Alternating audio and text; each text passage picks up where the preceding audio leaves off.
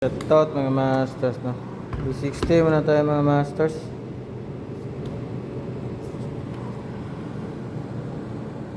Blooming muna tayo. 60 lang yung ano natin, blooming natin ito. Mga masters no. Lagyan din natin ng ano, time. Ang gamit natin na ano, temp dito 91. Yung ano pala natin ito mga master no. Yung coffee ground natin ano to. 23 grams. Grabe no, 23 grams.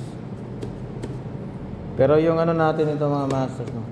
Target ano natin, total water lang ano lang. 280 lang tayo. Banata na natin yan.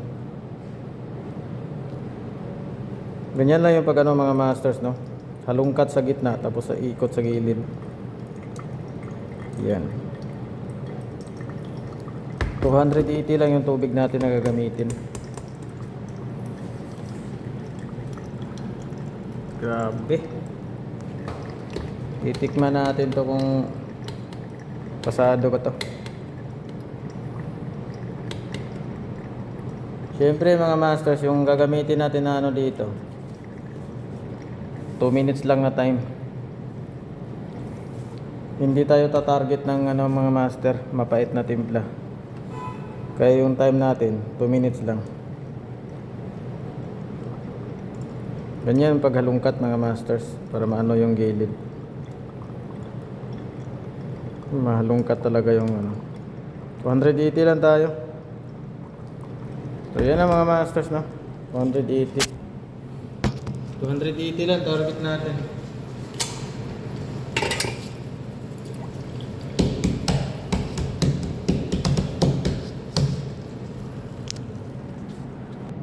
So yan ang mga masters no.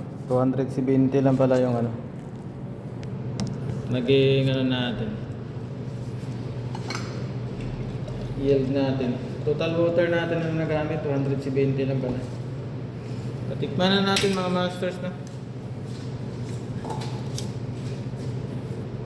Malinis na yung ano natin ngayon, panlasa kasi may sparkling water tayo dito. Ewan ko kung sino nagpadala na.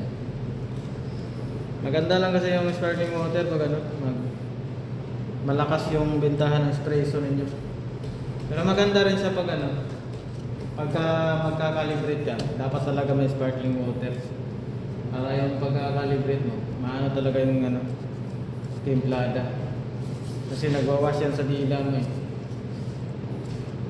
Titikman na natin ito mga master no.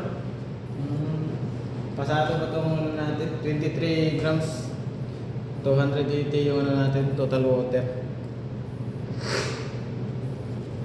Bale yung ano natin ito mga master no, yung time natin dito to 2 minutes 20 seconds lang. Yung pa siya ng konti pero 2 minutes lang talaga ang target ko nito. Pero okay lang yan mga master no. Tingnan natin yung timpla.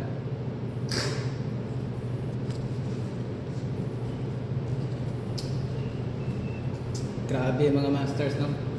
Pag ganito yung ano mo, yung timpla mo, bale hindi ka sumunod talaga sa standard nito. Ang total na ratio nito ano na? Ang ratio niya naging ano na 1 grams 11 ml tubig. Yung water niya 11 ml na. O kaya 10 ml. Ay 11 something gano'n.